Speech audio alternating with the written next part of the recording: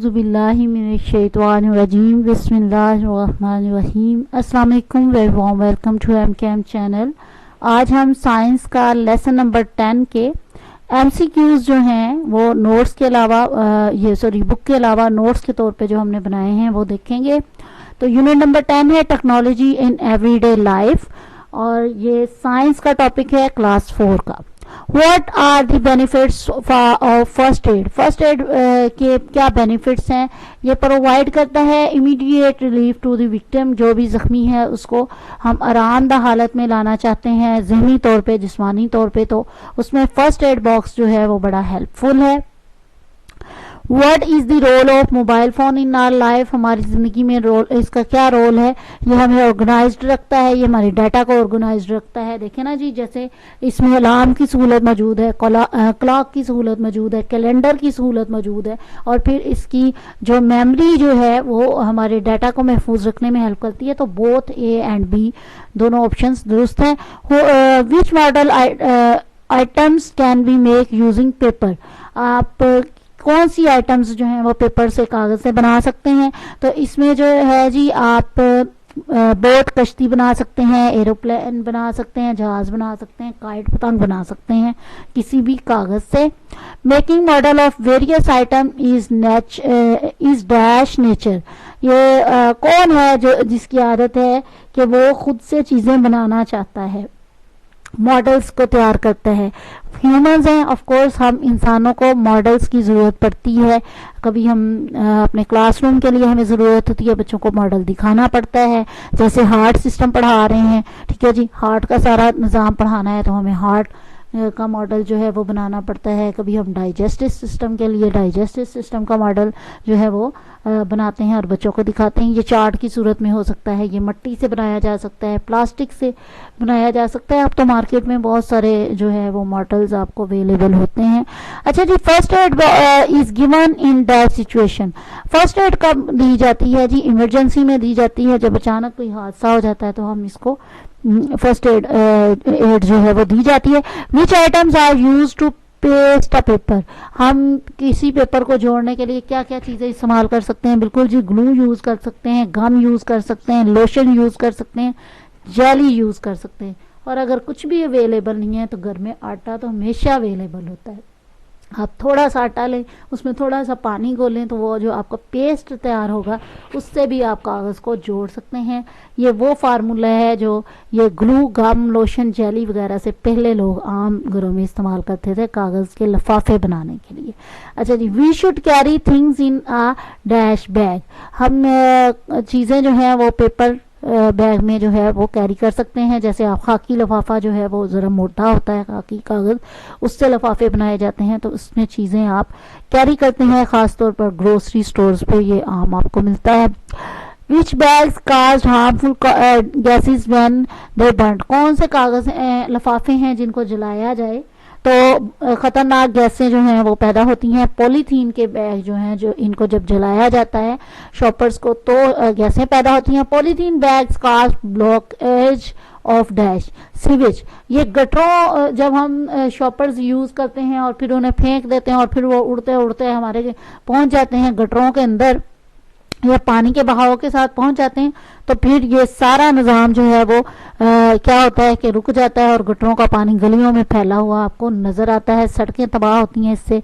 अच्छा जी, विच bags cause trash? अच्छा, कौन सा कागज लिफाफा है जिससे गंदगी फैलती है या कूड़ा ज़्यादा हमें कूड़ा दिखाई देता है कि बहुत ज़्यादा कूड़े पर जिन लिफाफों का ढेर है वो कौन से हैं जी? वो पॉलीथीन के बैग हैं, क्योंकि ये बायोडिग्रेडेबल नहीं होते, ये गल सड़ के ख़त्म नहीं होते, इसलिए ये कूड़े के ढेर पे सबसे ज़्यादा आपको यही दिखाई देंगे। अच्छा जी, which mask is use to protect from germs and infectious diseases in a pandemic? अच्छा जी, उसके बाद है आपको कौन सा मास्क जो है वो किसी भी वबा की सूरत में पहनना चाहिए?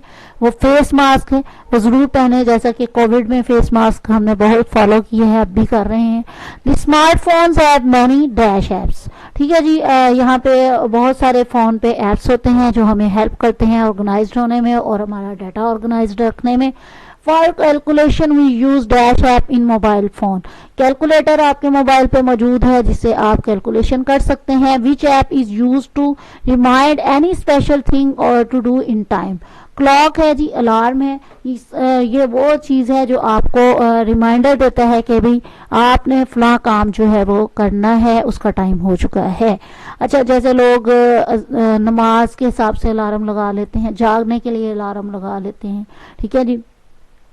To take photos on which icon we click. अगर आपने फोटोज बनानी है तो आप क्या करते हैं, आप कैमरा का आइकन जो है उस पर क्लिक करते हैं तो कैमरा ओपन हो जाता है। Which book give us information to measure temperature, dressing, BP checking and other treatments. कौन सी बुक है जिससे हमें ये सारी मालूमात मिलती है कि हमने कैसे टेम्परेचर चेक करना है, कैसे पट्टी करनी है मरीज के, कैसे उसका बीपी चेक करना है और कैसे छोटा मोटा दूसरा इलाज जो है वो करना है। तो हैंड बुक और फर्स्ट एड बॉक्स के साथ ये मिलती है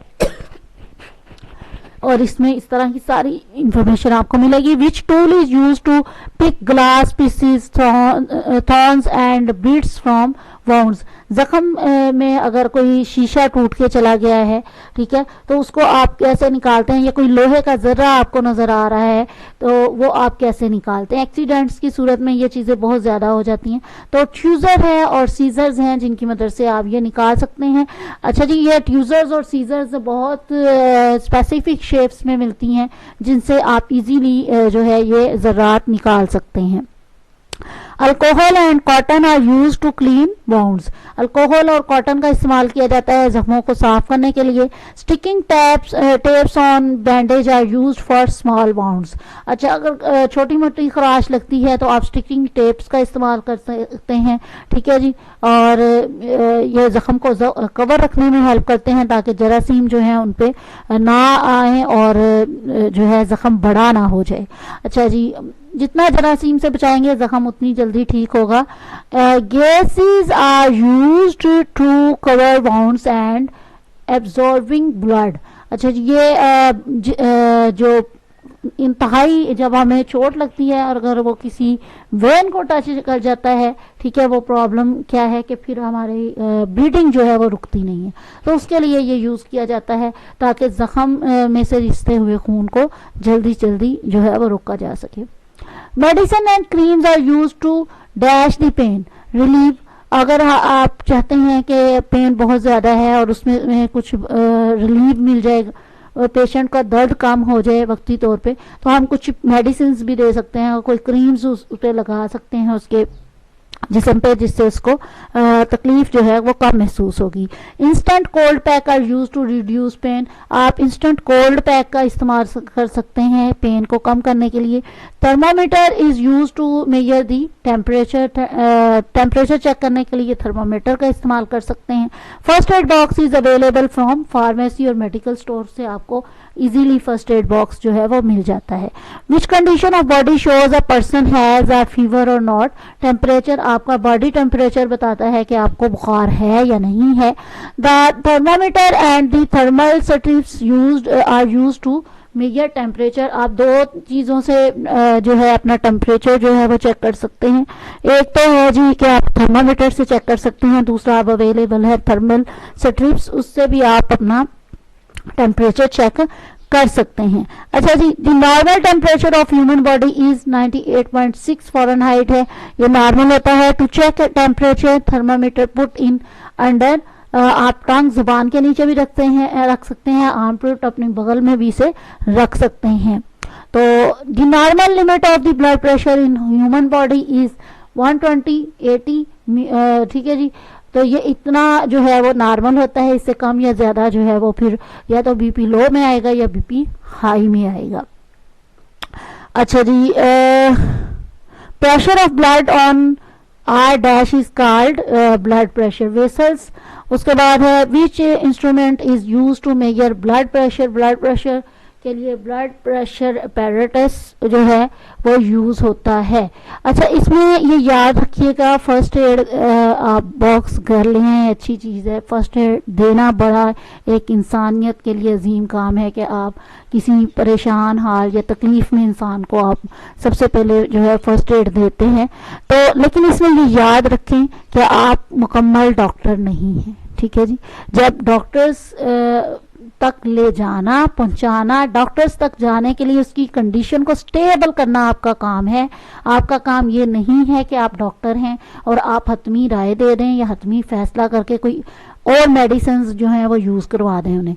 सिर्फ फर्स्ट एड बॉक्स तक ट्रीटमेंट को रखें और अपने आप को कतन मुकम्मल डॉक्टर मत समझें, ठीक है जी। इसके साथ ही आपका लेसन नंबर 10 का MCQs मुकम्मल हुए। इजाज़त दीजिए, अल्लाह हाफिज़।